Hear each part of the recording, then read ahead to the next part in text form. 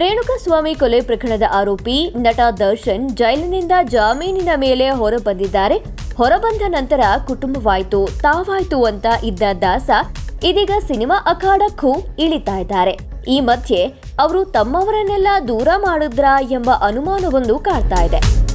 ಹೌದು, ತಮ್ಮ ಇನ್ಸ್ಟಾಗ್ರಾಮ್ ಖಾತೆಯಲ್ಲಿ ದರ್ಶನ್ 6 ಜನರನ್ನ ಮಾತ್ರ ಇಲ್ಲಿವರೆಗೆ ಫಾಲೋ ಮಾಡ್ತಾ ಇದ್ರು.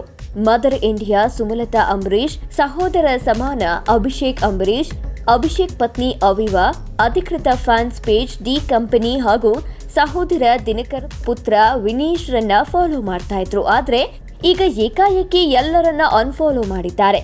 ಹೀಗಾಗಿ ದಾಸ್ ಫಾಲೋ ಮಾಡುವವರ ಸಂಖ್ಯೆ 0 ಆಗಿದೆ. ಈ ನಿರ್ಧಾರದ ಹಿಂದಿನ ಸತ್ಯ ಏನು ಅನ್ನೋದು ಮಾತ್ರ ಬಹಿರಂಗವಾಗಿಲ್ಲ. ಈ ಕುರಿತು ಅಭಿಮಾನಿಗಳು ತಲೆ ಕೆಡಿಸಿಕೊಳ್ತಾ ಇದ್ದಾರೆ. ಮೈಸೂರಿನಲ್ಲಿ ದಿ ಡೆವಿಲ್ ಚಿತ್ರದ ಶೂಟಿಂಗ್ ಮಾರ್ಚ್ 12ರಿಂದ 15ರವರೆಗೆ ನಡೆಯಲಿದೆ. ಮಾರ್ಚ್ 12ರಿಂದ ಮಾರ್ಚ್ 14ರವರೆಗೆ ಸರ್ಕಾರಿ ಅತಿಥಿ ಗೃಹದಲ್ಲಿ ಚಿತ್ರತಂಡ ಬೆಳಗ್ಗೆ 7 ಗಂಟೆಯಿಂದ ಸಂಜೆ 6 ಗಂಟೆವರೆಗೆ ಶೂಟಿಂಗ್ ನಡೆಯಲಿದೆ.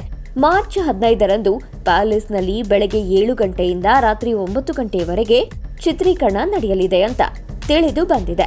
ಚಿತ್ರೀಕರಣದ ಹಿನ್ನೆಲೆಯಲ್ಲಿ ಪೊಲೀಸ್ ಭದ್ರತೆ ಕೂಡ ಕಲ್ಪಿಸಲಾಗ್ತಾ ಇದೆ.